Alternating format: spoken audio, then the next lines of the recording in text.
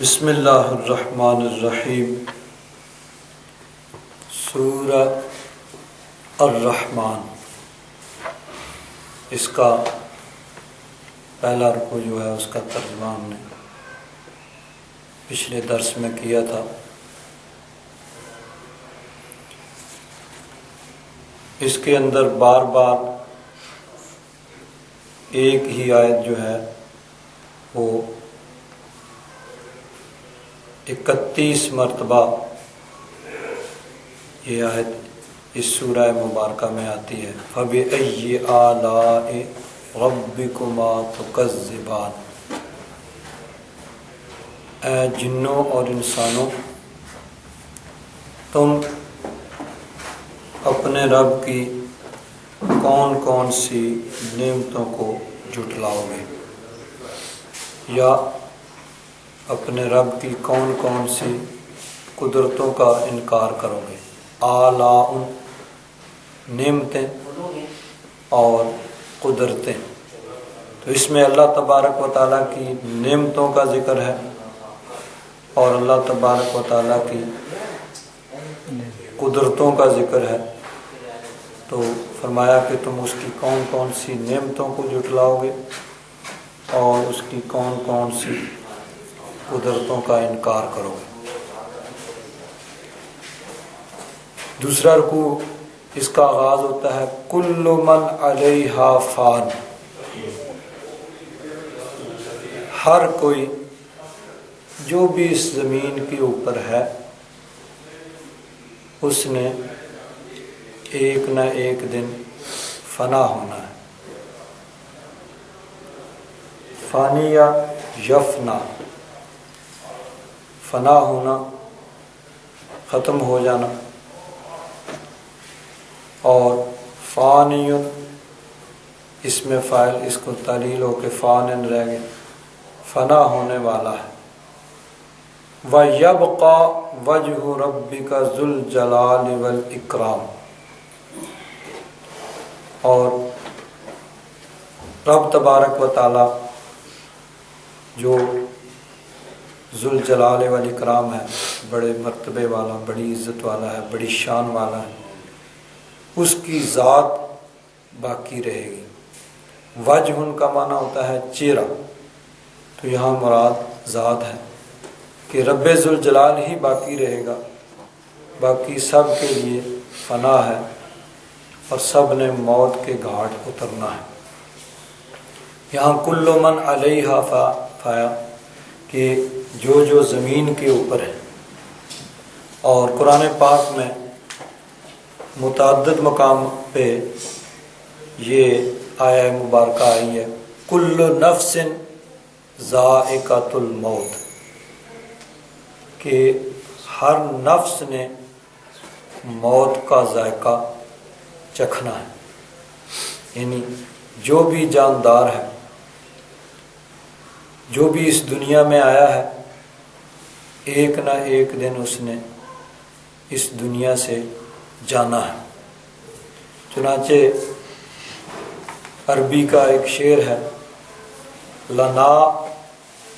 ملک ینادی کل یوم، ایک فرشتہ روزانہ ہمارے لیے پکار کے کہتا ہے، وہ ندا کرتا ہے، صدا لگاتا ہے، کیا لدول الموت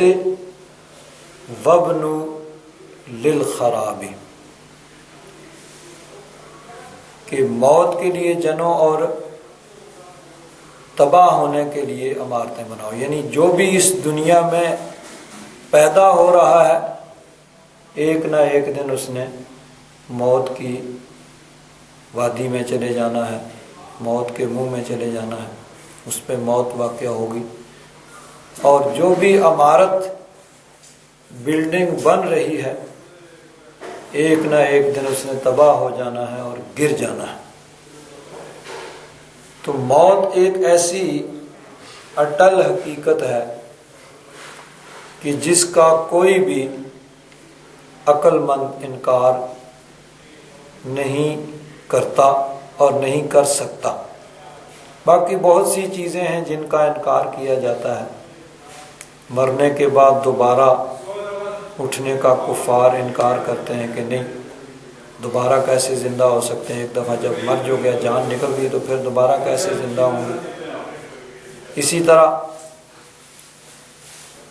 بہت سی چیزوں کا انکار کیا جاتا ہے، حتیٰ کہ رب تبارک و تعالیٰ کی ذات کے منکر بے شمار دنیا کے اندر موجود ہیں، جو کہتے ہیں اللہ ہی کوئی نہیں ہے، خدا ہی کوئی نہیں ہے، بس خود بخود ہی یہ جہان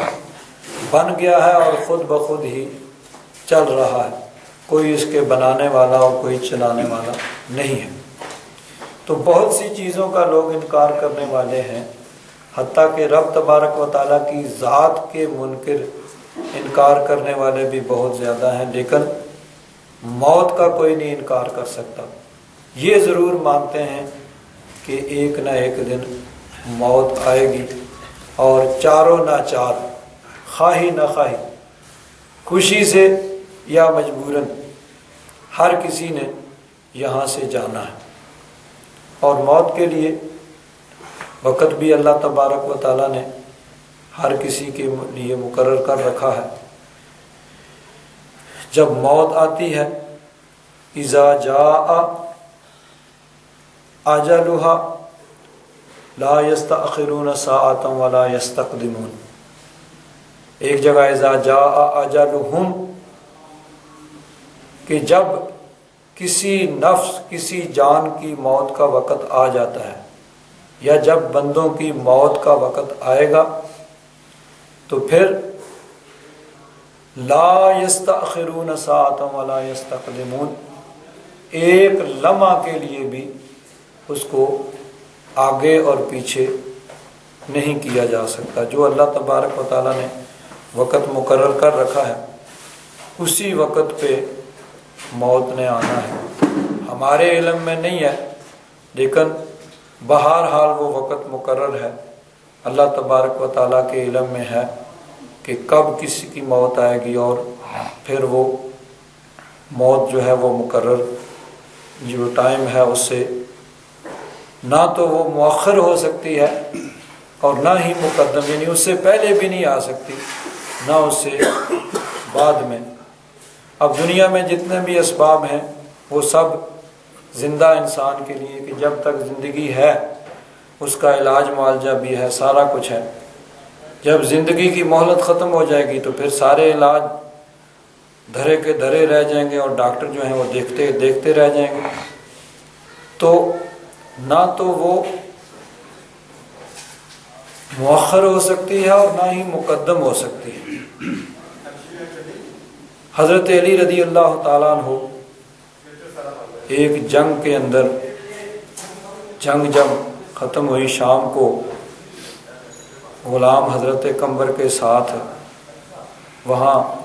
چکر لگا رہے ہیں جہاں جو ہے مخالف گروپ تھا، ان کی لاشیں پڑی ہوئی تھی۔ تو کسی نے کہا کہ آپ کی جان بہت قیمتی ہے، آپ اس طرح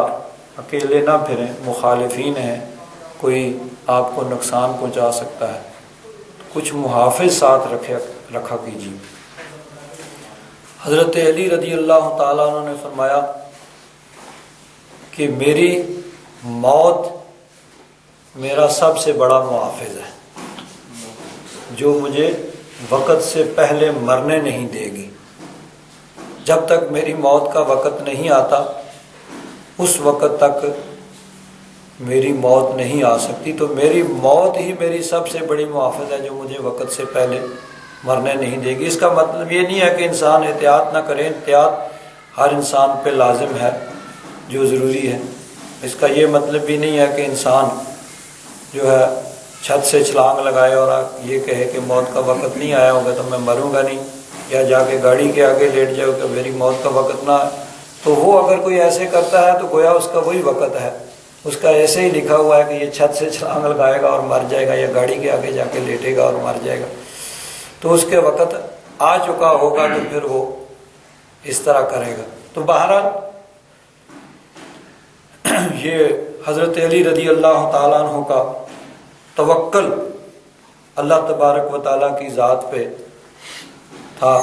کہ آپ نے اس طرح یہ ارشاد فرمایا۔ اس کا یہ مطلب نہیں ہے کہ انسان احتیاط نہ کرے، احتیاط انسان کے لیے اپنی صحت اور اپنی جان کے لیے ضروری ہے جہاں تک ممکن ہو سکے۔ تو بہرحال موت جو ہے ہر انسان مانتا ہے کہ موت آئے گی، موت کا وقت مقرر ہے، موت اس سے نہ تو مؤخر کی جا سکتی ہے اور نہ ہی اس سے پہلے آ سکتی ہے۔ جو اللہ تبارک و تعالیٰ نے وقت مقرر کیا ہے اس وقت پہ آئے۔ ہاں ایک چیز بڑی اہم ہے کہ سب نے یہاں سے جانا ہے، کوئی بھی یہاں نہیں رہے گا، اور یہاں جو فان فرمایا فنا ہونے والا، یہاں عرف عام کے اعتبار سے ہے، ورنہ یعنی یہ موت جو ہے اس سے اس عالم دنیا کا اینڈ ہوتا ہے، انتہا ہوتی ہے، اور اس کے بعد عالم برزخ جو کہ عالم آخرت کا پہلا حصہ ہے وہ شروع ہوتا ہے، اور عالم آخرت جو ہے وہ ہمیشہ ہمیشہ رہنے والا ہے، کبھی نہ ختم ہونے والا ہے۔ تو یہاں فنا سے مراد دنیا کیا فنا ہے کہ دنیا میں جو آیا ہے اس پر موت واقع ہوگی، اور عالم دنیا کا انتہا اور اینڈ ہو جائے گا۔ اب موت جو ہے ہر انسان کو آئے گی، اور لیکن موت اور موت میں فرق ہے۔ ہر انسان کی موت برابر نہیں ہوتی، بلکہ نیک انسان مومن متقی پرہیزگار کی موت اور بدکار فاجر کافر اس کی موت میں بڑا فرق ہے۔ اس کو ہم دو طرح کہہ سکتے ہیں، ایک وہ ہے جو ہمیں ظاہر نظر آتا ہے، اور ایک وہ جو ہماری نظر میں نہیں ہے، ہماری نظر سے اوجھل ہے۔ ہماری نظر کے سامنے تو یہ ہے کہ ایک آدمی وہ سویا ہوا ہے اور سوئے سوئے اس کی روح نکل گئی، بظاہر اس کو کوئی تکلیف محسوس نہیں ہوئی، اور وہ آرام سے، جس کو کہتے ہیں پیسفلی، وہ اس دنیا سے چلا گیا۔ اور ایک آدمی ہمیں نظر آتا ہے کہ وہ تڑپ رہا ہے، اس کی جان نہیں نکل رہی، اور اس کی جان کو نکالنے کے لیے پھر اپنے اپنے عقیدے کے مطابق مسلمان کوئی صدقہ خیرات کرتے ہیں، اس کے لیے کچھ پڑھا جاتا ہے کہ اس کی جان اٹکی ہوئی ہے، نہ زندوں میں نہ مردوں میں، ہر لوگ اپنے اپنے اعتبار سے کرتے ہوں گے۔ تو ایک یہ عالم دنیا کا حساب کتاب ہے جو ہمیں نظر آ رہا ہے، اس میں نیک اور بد کی کوئی قید نہیں ہے۔ کبھی کبھی کوئی نیک انسان، اس کی موت بظاہر بڑی مشکل سے ہوتی ہے، بڑی تکلیف میں ہوتا ہے، اور بڑی تکلیف کے بعد اس کی موت واقع ہوتی ہے، اور ایک برا انسان جو ہے اس کی آرام سے جان نکل جاتی ہے اور محسوس بھی نہیں ہوتا۔ تو یہ اس کا تعلق عالم دنیا سے ہے، اور ایک ہے جس کا تعلق عالم آخرت سے ہے، اور اس کو ہم کسی طریقے سے نہیں جان سکتے۔ ہمارے پاس کوئی ایسا آلہ، کوئی ایسا انسٹرومنٹ نہیں ہے جس کے ذریعے سے ہم جان سکیں کہ اس کی جان آرام سے نکلی ہے یا تکلیف سے نکلی ہے۔ اس کے لیے صرف اللہ تبارک و تعالیٰ اور اس کے رسول کا فرمان ہے کہ اس سے ہمیں پتہ چل سکتا ہے کہ موت کے وقت کیا ہوتا ہے اور کس طرح جان نکلتی ہے۔ تو ایک حدیث پاک ہے، ویسے تو بہت سی حدیث پاک احادیث مبارکہ اس میں یہ مضمون بیان کیا گیا ہے۔ یہ ایک بڑی تفصیلی حدیث پاک ہے جس میں اس مضمون کو نبی کریم صلی اللہ علیہ وسلم نے بڑا تفصیل کے ساتھ اور بڑا واضح انداز میں بیان فرمایا۔ حضرت براء ابن عازب رضی اللہ تعالیٰ عنہ وہ روایت کرتے ہیں، قال خرجنا مع النبی صلی اللہ علیہ وسلم فی جنازۃ رجل من الانصار۔ فرماتے ہیں کہ ہم نبی کریم صلی اللہ علیہ وسلم کے ساتھ ایک انصاری صحابی، انصار میں سے ایک آدمی، ان کے جنازے کے لیے گئے۔ فانتہینا الی القبر، ہم ان کی قبر کے پاس پہنچے۔ ولما یلحد، ابھی لحد نہیں بنائی گئی تھی، یعنی قبر تیار ہو رہی تھی، ابھی قبر تیار پوری مکمل نہیں ہوئی تھی، ابھی کچھ دیر تھی۔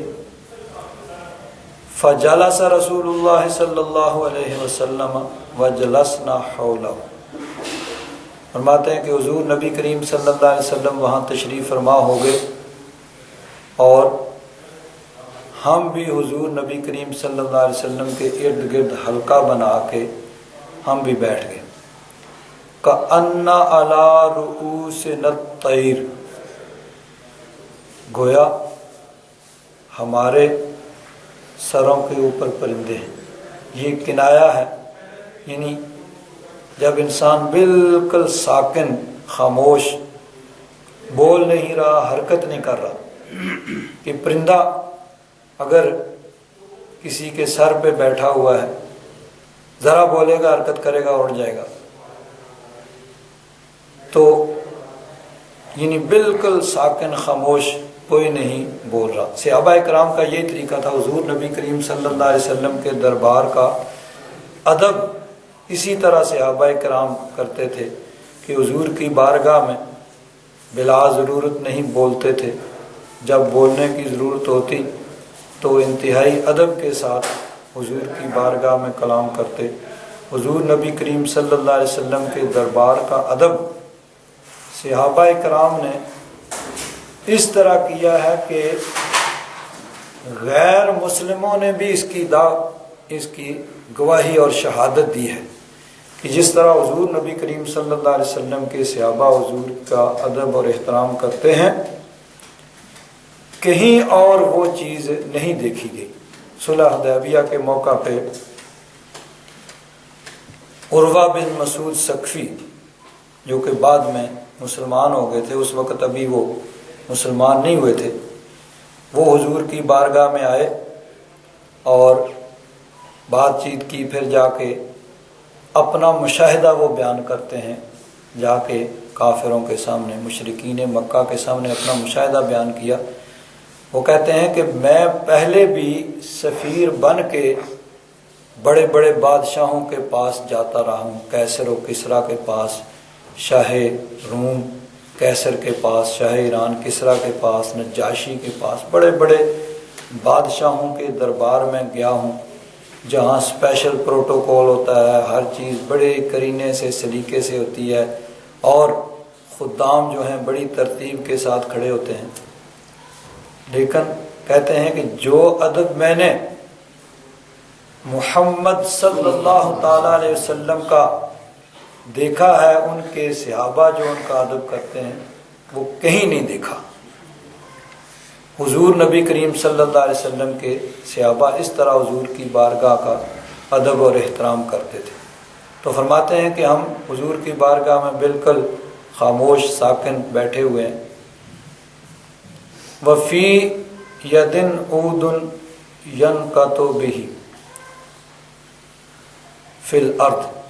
حضور نبی کریم صلی اللہ علیہ وسلم بھی خاموش تشریف فرما ہے،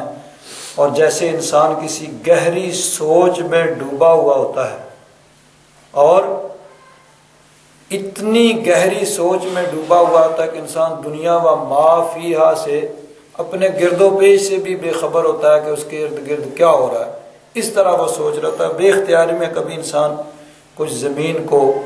وہ کھودتا ہے تو فرماتے ہیں کہ حضور کے ہاتھ میں ایک چھڑی تھی، لکڑی تھی، اس کے ساتھ حضور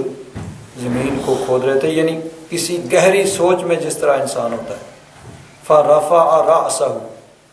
اچانک حضور نبی کریم صلی اللہ علیہ وسلم نے اپنا سر اقدس اٹھایا، فَقَالَ اسْتَعِيذُوا بِاللَّهِ مِنْ عَذَابِ الْقَبْرِ مرتين او ثلاثا، 2 یا 3 مرتبہ حضور نے فرمایا کہ عذاب قبر سے اللہ کی پناہ مانگو۔ ثم قال، پھر حضور نبی کریم صلی اللہ علیہ وسلم نے ارشاد فرمایا،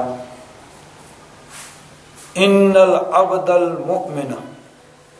اب چونکہ موقع ایسا تھا، جنازے کا موقع تھا، قبر کی تیاری ہو رہی ہے، قبر کے پاس بیٹھے ہوئے ہیں، تو اسی سے متعلقہ مضمون پھر حضور نے بیان فرمایا کہ ان العبد المؤمن، کہ بندہ مومن، اذا کان فی انقطاع من الدنیا و اقبال من الآخرہ، کسی بندہ مومن کی موت کا جب وقت آتا ہے، دنیا سے جانے اور آخرت کی طرف سدھارنے کا وقت آتا ہے، نزل الیہ ملائکۃ من السماء، آسمان سے فرشتے ہوتے ہیں۔ اب یہ یاد رکھیں کہ جس طرح میں نے پہلے عرض کیا، ایک وہ ہوتا ہے جو ظاہر ہمیں محسوس ہوتا ہے، نظر آتا ہے کہ کسی کی موت بڑی تکلیف سے ہو رہی ہے اور کسی کی موت بڑے آرام سے ہو رہی ہے، اس کا تعلق ظاہر کے ساتھ ہے، اور یہ حقیقت ہے جس کو ہم کسی اور ذریعے سے نہیں، صرف اللہ رسول کے فرمان سے ہی پہچان سکتے ہیں۔ تو حقیقت یہ ہے کہ موت کے وقت کیا ہوتا ہے، فرمایا بندہ مومن کی جب موت کا وقت آتا ہے تو فرشتے آسمان سے اترتے ہیں، بید الوجوہ، وہ سفید چمکدار روشن چہروں والے ہوتے ہیں، کأن وجوہہم الشمس، کأن وجوہہم الشمس، اس طرح چمکدار چہروں والے گویا ان کے چہرے سورج کی طرح چمک رہے ہوتے ہیں ان کے چہرے، معہم کفن من اکفان الجنہ، ان کے پاس جنتی کفنوں میں سے ایک کفن ہوتا ہے، وحنوت من حنوت الجنہ، اور جنتی خوشبوؤں میں سے خوشبو بھی ان کے پاس ہوتی ہے، حتی یجلسوا منہ مد البصر، اتنی زیادہ تعداد میں فرشتے ہوتے ہیں کہ تا حد نگاہ، جہاں تک نظر جاتی ہے وہ سب کے سب بیٹھ جاتے ہیں۔ اب یہ چونکہ عالم آخرت اور روحانیت کا مسئلہ ہے، اس لیے زندہ انسان اس کو دیکھ اور محسوس نہیں کر سکتے کہ اتنے زیادہ فرشتے آ گئے ہیں، اور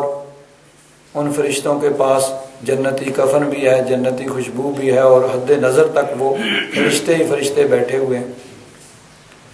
ثم یجیء ملک الموت علیہ السلام، پھر حضرت ملک الموت حضرت عزرائیل آتے ہیں، یعنی باقی ان کے ماتحت فرشتے پہلے آ کے سب بیٹھ گئے ہیں، اب حضرت ملک الموت آتے ہیں، حتی یجلس عند راسہ، اور حضرت ملک الموت حضرت عزرائیل آ کے اس بندہ مومن کے سر کے پاس بیٹھ جاتے ہیں، فیقول، اور پھر کہتے ہیں، ایتھا النفس الطیبہ، اے پاک جان، اخرجی، نکل، الی مغفرۃ من اللہ و رضوان، اللہ کی مغفرت، اللہ کی بخشش اور اس کی رضوان، اس کی خوشنودی کی طرف نکل۔ یعنی اللہ تبارک و تعالیٰ کی مغفرت اور اللہ تبارک و تعالیٰ کی رضا، خوشنودی کی اس کو خوشخبری دے کے اس جان کو نکلنے کے لیے کہتے ہیں۔ قرآن پاک میں بھی اللہ تبارک و تعالیٰ نے ارشاد فرمایا نا، یا ایتھا النفس المطمئنہ ارجعی الی ربک راضیۃ مرضیہ، کہ اے مطمئن جان، اے نیک انسان کی روح، تو لوٹ جا رب تبارک و تعالیٰ کی طرف، راضیۃ مرضیہ، تو رب سے خوش، رب تجھ سے خوش۔ تو حضرت جبریل، حضرت اسرائیل، حضرت ملک الموت آ کے اس کو رب کی مغفرت اور رب کی رضا کی خوشخبری سنا کے اس کو نکلنے کے لیے کہتے ہیں۔ قال فتخرج، حضور نبی کریم صلی اللہ علیہ وسلم نے ارشاد فرمایا پھر وہ جان نکلتی ہے، تسیل کما تسیل القطرۃ من السقاء، تو اس طرح آسانی سے وہ جان نکلتی ہے بندہ مومن کی جس طرح مشکیزہ سے پانی کا قطرہ نکلتا ہے۔ تو یہ ہے حقیقت جس کا تعلق عالم آخرت سے ہے۔ بظاہر ہو سکتا ہے کسی مومن کی جان بڑی تکلیف سے نکل رہی ہو، لیکن اس کا تعلق صرف عالم دنیا سے ہے۔ عالم آخرت اور عالم حقیقت کا یہ ہے کہ اس کی جان فتخرج تسیل کما تسیل القطرۃ من السقاء، وہ جان اس طرح نکلتی ہے جیسے مشکیزے سے پانی کا قطرہ آسانی کے ساتھ نکل جاتا ہے۔ فیاخذھا، حضرت ملک الموت اس جان کو لیتے ہیں، فاذا اخذھا لم يدعو فی یدہ طرفۃ عین حتی یاخذوھا، جیسے ہی حضرت ملک الموت اس جان کو پکڑتے ہیں، لیتے ہیں، فوراً دوسرے فرشتے جو ہیں حضرت ملک الموت سے اس روح کو لے لیتے ہیں، فَيَجْعَلُوهَا فِي ذَلِكَ الْكَفَنِ، وہ جو جنتی کفن لے کے آئے ہیں نا، اس کفن کے ساتھ اس روح، اس کفن کے اندر اس روح کو وہ لپیٹ لیتے ہیں، وَفِي ذَلِكَ الْحَنُوتِ، اور اس خوشبو میں، یعنی وہ جو خوشبو لے کے آئے ہیں جنتی وہ اس کو لگاتے ہیں۔ وَيَخْرُجُ مِنْهَا كَأَطْيَبِ نَفْحَةِ مِسْكٍ، بندہ مومن کی موت کے وقت بڑی پیاری سہانی خوشبو جو ہے وہ نکلتی ہے۔ وجدت علی الارض، یعنی دنیا میں جو بہترین خوشبو پائی جا سکتی ہے ایسی خوشبو اس وقت مہکتی ہے۔ اور یہ چیز ایسی ہے کہ بعض اوقات جو لوگ وہاں موجود ہوتے ہیں وہ بھی اس کو محسوس کر لیتے ہیں۔ کسی اللہ کے نیک بندے کی موت کے وقت جو خوشبو ظاہر ہوتی ہے، خوشبو پھیلتی ہے، وہ عالم آخرت سے اس کا تعلق ہے، لیکن عالم دنیا کے اندر بھی بعض اوقات لوگ اس کو محسوس کر لیتے ہیں۔ قال فیسعدون بہا، پھر وہ فرشتے اس بندہ مومن کی روح کو لے کر اوپر کی جانب جاتے ہیں۔ فلا یمرون یعنی بہا علی ملأ من الملائکۃ، فرشتوں کے جس بھی گروہ کے پاس وہ اس روح کو لے کے ان کے پاس سے گزرتے ہیں، الا قالوا ما ھذا الروح الطیب، تو وہ کہتے ہیں کہ یہ کتنی پیاری روح ہے۔ فیقولون فلان ابن فلان، یہ فلاں بن فلاں کی روح ہے، یعنی اس کا بھی نام اور اس کے باپ کا نام لیا جاتا ہے کہ یہ فلاں ہے، فلاں کا بیٹا ہے، اس کی روح یہ ہم لے کے جا رہے ہیں، بے احسن اسمائہ، یعنی اس کا بہترین نام لے کے، وہ اس کا اور اس کے باپ کا نام لے کے کہتے ہیں کہ یہ فلاں کی روح ہے۔ التی کانوا یسمونہ بہا فی الدنیا، دنیا میں اس کا جو نام ہوتا ہے نا، بہترین طریقے اس کا نام یعنی لے کے، اس کا اور اس کے باپ کا نام لے کے وہ کہتے ہیں۔ فرشتوں کے جس گروہ کے پاس سے بھی پوچھتے ہیں وہ گزرتے ہیں، وہ پوچھتے ہیں اور ان کو اسی طرح بتاتے جاتے ہیں کہ یہ فلاں بن فلاں ہے۔ حتی ینتہوا بہا الی السماء الدنیا، آسمان دنیا، یہ جو پہلا آسمان ہے وہاں تک لے کے اس روح کو پہنچتے ہیں۔ فیستفتحون، تو اس دروازے کو کھولنے کے لیے کہتے ہیں، فیفتح لہم، اس کے لیے کہتے ہیں کہ ہم فلاں بن فلاں کے لیے روح لے کے آئے ہیں۔ بعض احادیث میں ہے کہ پھر دروازہ کھڑکاتے ہیں، وہ پوچھتے ہیں کون ہے، وہ کہتے ہیں ہم فلاں۔ کس کو لے کے آئے ہو؟ فلاں بن فلاں کو لے کے آئے۔ کہتے ہیں ٹھیک ہے، اس کے لیے دروازہ کھولنے کا حکم ہے۔ تو فیفتح لہم، ان کے لیے پھر وہ دروازہ کھولا جاتا ہے۔ تو اسی طرح وہ چلتے رہتے ہیں یہاں تک کہ پھر وہ حتی ینتہی بہ الی السماء السابعۃ، پہلے سے دوسرے آسمان، دوسرے سے تیسرے، تیسرے سے چوتھے، چوتھے سے پانچویں، اسی طریقے سے وہ دروازہ اس کے لیے کھلواتے جاتے ہیں۔ جہاں فرشتوں کا گروہ ملتا ہے وہ پوچھتے ہیں، وہ کہتے ہیں یہ فلاں بن فلاں کی روح ہے۔ ساتویں آسمان تک پہنچتے ہیں، فیقول اللہ عز وجل، رب ذوالجلال کا حکم ہوتا ہے، اکتبوا کتاب عبدی فی علیین، میرے اس بندے کا نام اعلیٰ علیین کے اندر لکھ دو، وَأَعِیدُوهُ إِلَى الْأَرْضِ، پھر اس کی روح کو زمین میں ہی، زمین کی طرف لوٹا دو۔ فَإِنِّي مِنْهَا خَلَقْتُهُمْ وَفِيهَا أُعِيدُهُمْ وَمِنْهَا أُخْرِجُهُمْ، میں نے ان کو مٹی سے ہی پیدا کیا ہے، اسی میں ان کو دوبارہ لوٹاؤں گا، پھر وہیں سے ان کو نکالوں گا۔ تو فرمایا فَتُعَادُ رُوحُهُ فِي جَسَدِهِ، پھر اس کی روح کو اس کے جسم میں لٹایا جاتا ہے۔ اب آگے قبر کا بیان ہے، اس کو میں ذرا بعد میں بیان کرتا ہوں۔ یہ تو ہے بندہ مومن کی موت، کہ اس اعزاز و اکرام کے ساتھ اس کی روح کو نکالا جاتا ہے اور لے جایا جاتا ہے، ہر جگہ اس کا اعزاز اور اکرام ہوتا ہے، اور رب تبارک و تعالیٰ کی بارگاہ سے اس پر کرم اور فضل ہوتا ہے۔ آگے چل کے اسی حدیث پاک میں ہے، پھر حضور نبی کریم صلی اللہ علیہ وسلم نے ارشاد فرمایا، وَإِنَّ الْعَبْدَ الْكَافِرَ، کافر آدمی اذا کان فی انقطاع من الدنیا و اقبال من الآخرہ، جب اس سے دنیا کے جانے آخرت کی طرف سدھارنے کا یعنی اس کی موت کا وقت آتا ہے،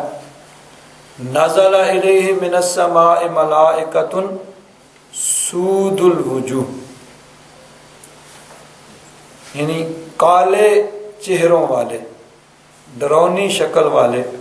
فرشتے آسمان سے اترتے ہیں، معہم المسوح، ان کے پاس ٹاٹ ہوتا ہے۔ مومن کے لیے جنتی کفن اور جنتی خوشبو لے کے آتے ہیں، اور فرشتے بھی اس حیات میں آتے ہیں کہ چمکدار روشن چہرے، سورج کی طرح ان کے چہرے چمک رہے ہوتے ہیں، اور بدکار کافر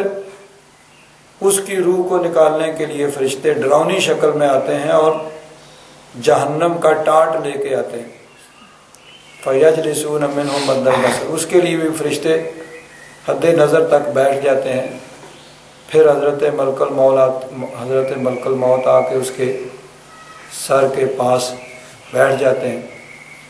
فَيَقُولُ أَيَّتُهَا النَّفْسُ الْخَبِيثَةُ، کہتے ہیں اے ناپاک جان، اخرجی الی سخط من اللہ، اللہ کی ناراضگی کی طرف، یعنی اللہ تبارک و تعالیٰ تجھ سے ناراض ہے، اس کے عذاب کی طرف، یہ اس کو نکالنے سے پہلے ہی اس طرح عذاب کی وہ خبر دے دیتے۔ قال فتفرق فی جسده فینتزعها کما ینزع الصفور من الصوف، پھر اس کے جسم کے اندر اس طرح یعنی داخل ہو کے اس کی روح کو اس طرح کھینچتے ہیں جس طرح روئی ہو روئی، اور روئی کے اندر گرم سلائی لوہے کی ہو وہ ڈالی جائے تو وہ روئی جو ہے اس کے ساتھ چمٹ جاتی ہے، تو اس کو اس طرح کھینچ کے اتارنا پڑتا ہے کہ آدھی اترتی ہے آدھی وہ ساتھ رہ جاتی ہے۔ فرمایا اس طرح سختی کے ساتھ پھر اس کی روح کو کھینچ کے نکالا جاتا ہے۔ جیسے ہی حضرت ملک الموت اس کو لیتے ہیں، دوسرے فرشتے فوراً اس کو لے لیتے ہیں اور اس ٹاٹ کے اندر اس کو لپیٹ لیتے ہیں۔ فرمایا اس وقت ایک بدبو پھیلتی ہے کہ دنیا میں سب سے بدترین جو بدبو ہے وہ اس وقت اس کافر کی روح کے نکلنے کے وقت پھیلتی ہے۔ فرمایا پھر وہ اس کی روح کو لے کر چلتے ہیں، فلا یمرون بها علی ملائ من الملائکۃ الا قالوا ما هذا الروح الخبیث۔ فرشتوں کے جس بھی گروہ کے پاس سے گزرتے ہیں تو وہ پوچھتے ہیں کہ یہ خبیث روح، ناپاک روح کس کی ہے؟ فیقولون فلان ابن فلان بأقبح اسمائہ التی کان یسمى بها فی الدنیا۔ تو پھر اس کو یعنی اس کا کوئی ادب احترام نہیں ہے تو اس کا فلاں بن فلاں، یہ فلاں ہے برا انسان، اس کے فلاں کا بیٹا، اس کی یہ روح ہے۔ تو دیکھیے اس کے ساتھ ساتھ باپ کا بھی نام، تو نیک آدمی ہے تو اس کے باپ کی بھی نیک نامی ہو رہی ہے۔ فرشتے بتا رہے ہیں کہ فلاں ہے فلاں کا بیٹا ہے، تو برا ہے تو اس کے ساتھ اس کے باپ کی بھی کہ یہ فلاں برا انسان ہے، فلاں کا بیٹا۔ حتی ینتہی الی السماء الدنیا، اس کی روح کو لے کے آسمان دنیا، پہلے آسمان تک لے جاتے ہیں۔ فَيُسْتَفْتَحُ لَهُ، اس کے لیے دروازہ کھولنے کے لیے کہتے ہیں، فَلَا يُفْتَحُ لَهُ، اس کے لیے دروازہ کھولا نہیں جاتا ہے۔ یعنی پہلے بندہ مومن کا ذکر ہوا، اس کے لیے دروازہ کھولا گیا، اور یہاں کافر کی روح لے کے فرشتے کے دروازہ کھولنے کے لیے کہا تو دروازہ نہیں کھلا۔ پھر حضور نبی کریم صلی اللہ علیہ وسلم نے اس آیہ مبارکہ کی تلاوت کی، لا تفتح لهم ابواب السماء ان الذين كفروا وكذبوا، کافر اور تکذیب کرنے والے، جھٹلانے والے، ان کے لیے آسمانوں کے دروازے نہیں کھولے جائیں گے، ولا يدخلون الجنۃ،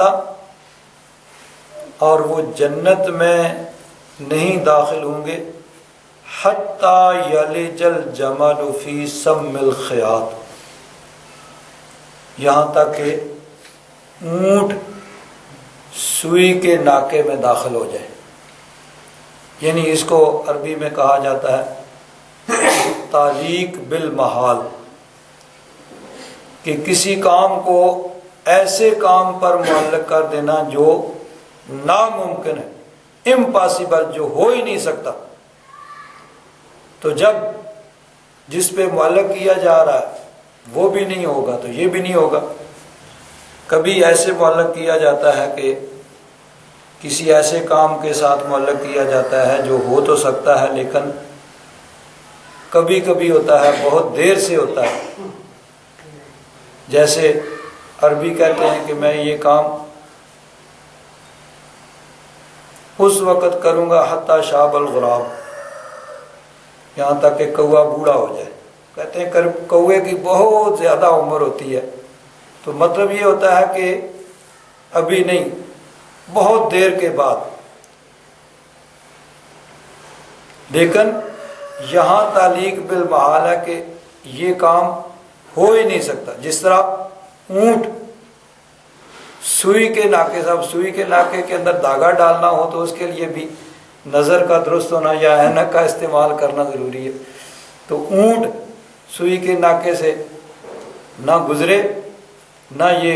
کفار جنت میں داخل ہو۔ تو فرمایا کہ اس کے لیے آسمانوں کا دروازہ نہیں کھلتا۔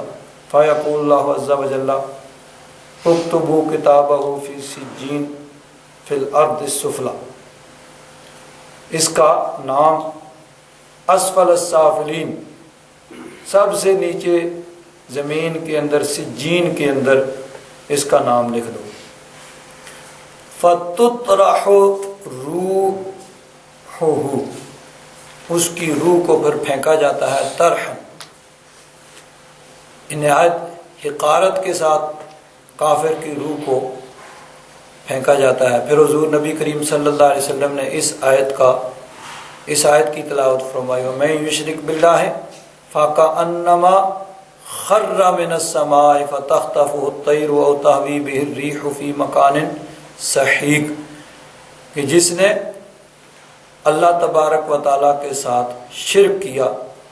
کسی اور کی عبادت کی، تو گویا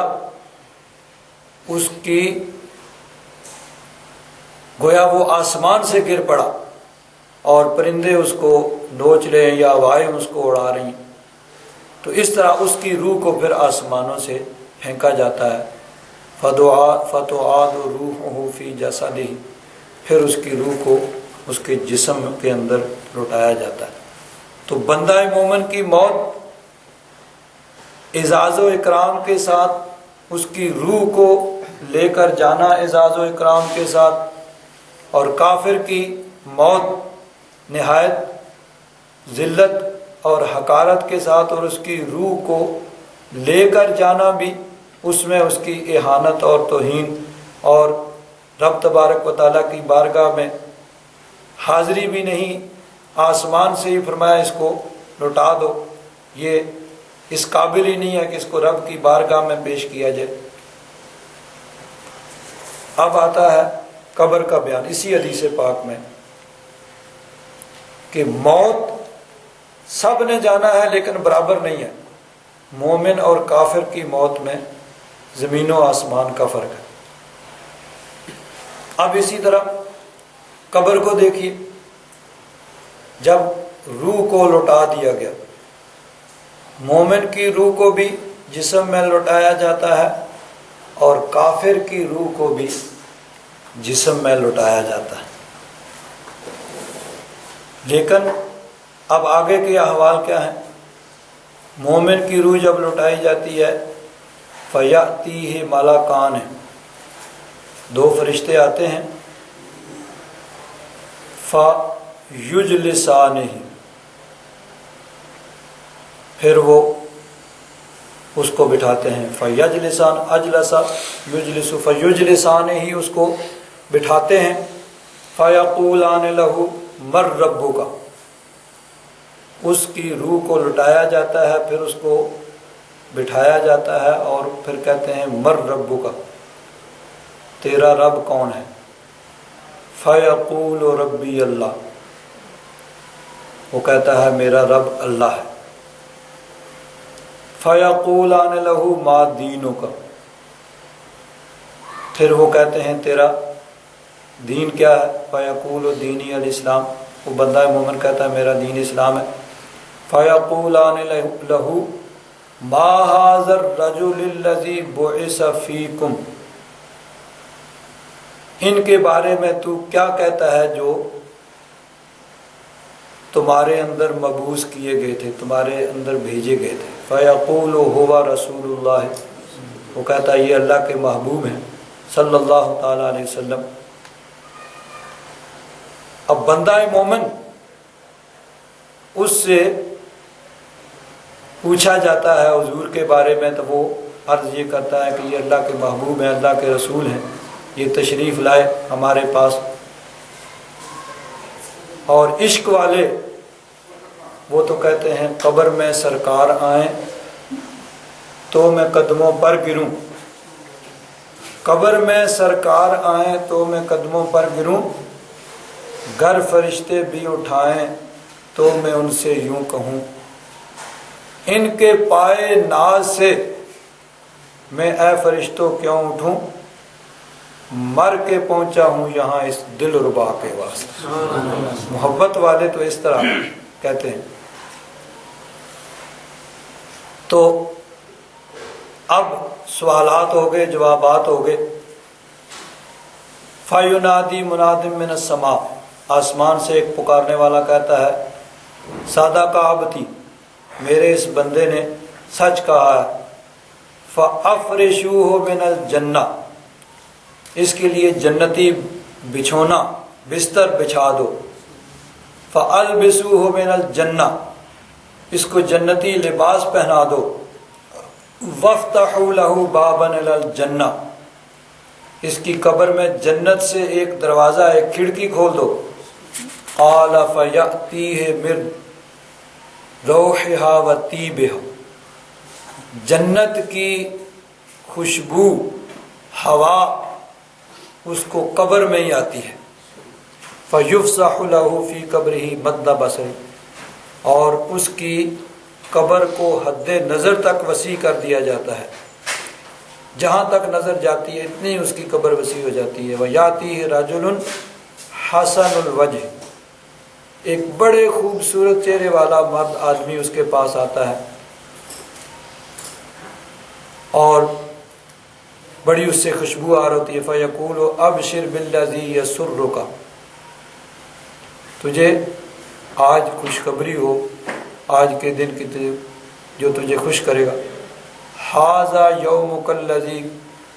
کنت توعد، یہ وہ دن ہے جس کا تجھ سے وعدہ کیا جاتا۔ فیقول لہ من انت فوجہک الوجہ یجیء بالخیر، وہ قبر والا اس سے پوچھتا ہے تو کون ہے، بڑا تو یعنی خوبصورت اور تیری وجہ سے مجھے بڑی خیر اور بھلائی ملی، تو کون ہے؟ فیقول انا اعمالک الصالح، وہ کہتا ہے میں تیرے نیک اعمال ہوں،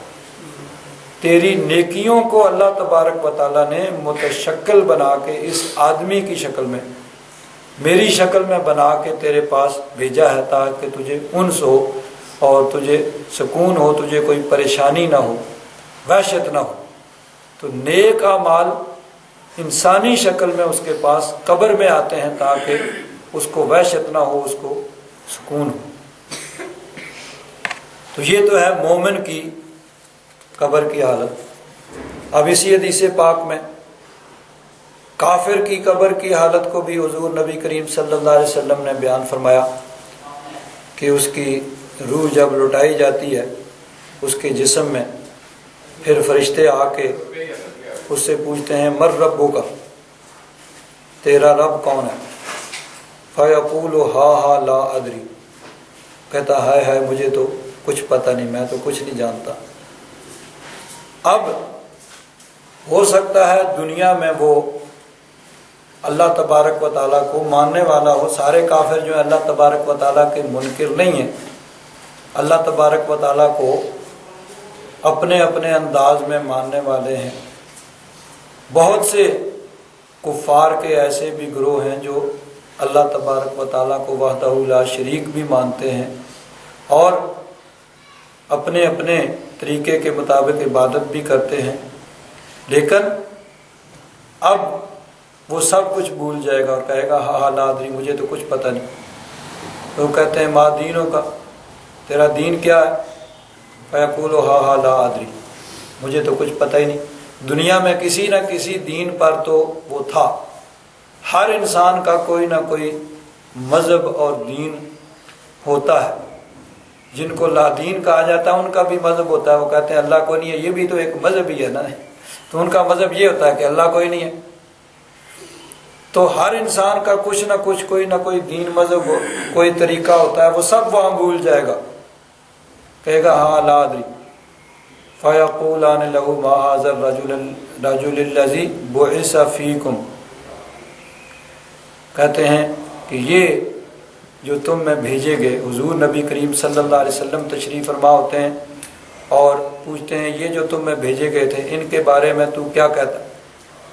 فَيَقُولُ ہا لا ادری، وہ کہتا ہے ہائے ہائے مجھے تو کچھ پتہ نہیں۔ دنیا میں کچھ نہ کچھ تو کہتا تھا، کافر کوئی حضور کو ساحر کہتے تھے، کوئی مجنون کہتے تھے، کوئی کچھ کہتے تھے، کوئی کچھ کہتے تھے، وہاں سب کے سب بھول جائیں گے۔ ایک حدیث پاک میں الفاظ اس طرح ہیں، ما کنت تقول فی حق ھذا الرجل، کانا جب مضارع پہ آتا ہے تو ماضی استمراری بن جاتا ہے، جس کو انگلش والے پاسٹ کنٹینیوس ٹینس کہتے ہیں، کہ زمانہ ماضی میں ایک کام مسلسل جو ہوتا رہا، تو فرشتے وہاں سوال یہ نہیں کریں گے کہ کیا تو ان کو اللہ کا رسول مانتا ہے کہ نہیں، وہاں تو سب کو، وہاں کسی کو انکار کی مجال نہیں ہوگی۔ سوال یہ ہوگا کہ دنیا میں تو ان کے بارے میں کیا کہا کرتا تھا؟ کیا ان کو جادوگر کہتا تھا، یا معاذ اللہ مجنون دیوانہ پاگل کہتا تھا، یا یہ کہتا تھا کہ ٹھیک ہے اللہ کے رسول تو ہیں لیکن ہمارے جیسے ہی ہے نا، دیکھو ہمارے بھی دو ہاتھ ہیں، ان کے بھی دو ہاتھ، ہمارے بھی دو کان، ان کے بھی دو کان، ہم بھی کھاتے پیتے چلتے ہیں، یہ بھی کھاتے پیتے چلتے ہیں، ہم بھی سوتے ہیں، ہمیں بھی اگر چوٹ آ جائے تو زخم آ جاتا ہے، خون نکل آتا ہے، تو فرق کیا ہو گیا؟ تو یہ پوچھا جائے گا کہ دنیا میں کیا عقیدہ اور نظریہ رکھتا تھا، کیا اپنے جیسا بشر کہتا تھا یا اپنا آقا اور مولا کہتا تھا؟ یہ سوال ہوگا وہاں حضور کے بارے میں، ما کنت تقول فی حق ھذا الرجل، ان کے بارے میں تو کیا کہا کرتا تھا؟ اب نہیں، اب کیا کہتا ہے نہیں، دنیا میں کیا کہا کرتا تھا اب بتا۔ دنیا میں تو کبھی ممبر پہ چڑھ کے سامنے عقیدت مندوں کا ہجوم ہوتا تھا تو جو چاہے کہہ دو، ہاں جی آپ ٹھیک ہی کہہ رہے ہیں، لیکن وہاں اب حق اور سچ سامنے آ جائے گا، اب پوچھا جائے گا، اب بول، ما کنت تقول فی حق ھذا الرجل، ان کے بارے میں تو دنیا میں کیا کہا کرتا تھا، کیا عقیدہ اور نظریہ رکھا کرتا تھا؟ اور مومن وہ تو کہیں گے کہ یہ اللہ کے رسول ہیں، میرے آقا اور مولا ہیں، اور کافر کہے گا ہاں لا ادری، مجھے تو کچھ پتہ ہی نہیں۔ اب بھول جائے گا یا سب کچھ چھپا رہا ہوگا کہ جو وہاں کہتا تھا اب یہاں کہہ نہیں سکتا، اس لیے ہاں لا ادری۔ تو اب حکم ہوگا ان کاذبہ، اس نے جھوٹ بولا ہے، یہ کہتا ہے کہ مجھے پتہ نہیں میرا رب کون ہے، مجھے پتہ نہیں میرا دین کیا ہے، اور کہتا ہے کہ میں ان کے بارے میں کچھ نہیں جانتا، یہ جھوٹ بول رہا ہے، یہ اس کا دین تھا جس کو اب یہ چھپا رہا ہے، اور رب کے بارے میں بھی یہ طرح طرح کی باتیں کرتا تھا، حضور کے بارے میں بھی طرح طرح کی باتیں کیا کرتا تھا، اب یہ جھوٹ بول رہا ہے۔ فَأَفْرِشُوهُ مِنَ النَّارِ، اب اس کو اس کے لیے جہنم کا بچھونا بستر بچھا دو، وَافْتَحُوا لَهُ بَابًا إِلَى النَّارِ، اور جہنم کی طرف ایک دروازہ، ایک کھڑکی اس کی قبر میں کھول دو، فَيَأْتِيهِ مِنْ حَرِّهَا وَسَمُومِهَا، تو جہنم کی گرمی اور جہنم کی بدبو وہیں پہ اس کی قبر میں آ جاتی ہے، وہ دروازہ کھلتا ہے تو وَيُضَيَّقُ عَلَيْهِ قَبْرُهُ، اس کی قبر اس پہ تنگ کر دی جاتی ہے، حتیٰ تختلف فیہ اضلاعہ، اس کی پسلیاں جو ہیں اس کو ایک دوسرے کے اندر داخل ہو جاتی ہیں۔ پھر ایک بڑی کبھی شکل والا، ڈراؤنی شکل والا ایک انسان اس کے پاس آتا ہے جس سے بدبو آ رہی ہوتی ہے، تو وہ کہتا ہے آج تجھے ایسی بات کی خبر دی جا رہی ہے جو تجھے رسوا کرے گی، تیرے لیے کوئی خوشخبری نہیں ہے۔ پھر وہ کہتا ہے کہ تو کون ہے اتنی بری شکل والا؟ وہ کہتا ہے انا اعمالک الخبیث، میں تیرے برے اعمال ہوں، دنیا میں جو تو برے اعمال کرتا رہا، آج اس شکل میں تیرے پاس تیری رسوائی، تیری ذلت کے لیے اس شکل میں تیرے پاس آئے۔ تو موت سب کو آنی ہے، اس کا کوئی بھی انکار نہیں کرتا کوئی عقل مند انسان۔ بہت سی دوسری چیزوں کا انکار کرنے کے باوجود، حتیٰ کہ رب تبارک و تعالیٰ کی ذات کا انکار کرنے والے بھی موت کا انکار نہیں کرتے کہ موت ضرور آئے گی، لیکن موت اور موت میں فرق ہے۔ ایک بندہ مومن، ایک نیک انسان کی موت وہ قابل رشک ہوتی ہے، اور کافر بدکار فاجر کی موت قابل نفرت ہوتی ہے۔ اسی طرح بندہ مومن کی قبر جو ہے وہ جنت کے باغوں میں سے باغ ہوتی ہے، اور کافر کی قبر جو ہے وہ جہنم کے گڑھوں میں سے ایک گڑھا ہوتی ہے۔ تو موت تو سب کو آئے گی، لیکن اللہ تبارک و تعالیٰ اپنے فضل و کرم سے ہمیں اچھی موت عطا فرمائے، جو بندہ مومن کے لیے جو بیان کی ہے۔ اللہ تبارک و تعالیٰ ہمیں موت کے لیے ہمیشہ تیار رہنے کی توفیق عطا فرمائے۔ اور تیاری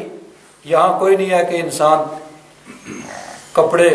کچھ پیک کر لے، بکسے تیار کر لے، نہیں، یہاں موت کے لیے تیاری نیک اعمال ہے، کہ نیک اعمال کا ذخیرہ جو ہے وہ موت کے لیے، قبر کے لیے، آخرت کے لیے جمع کیا جائے۔ اللہ تبارک و تعالیٰ اس ماہ مبارکہ کی برکت سے ہم سب کو نیک اعمال کا ذخیرہ تیار کرنے کی توفیق عطا فرمائے۔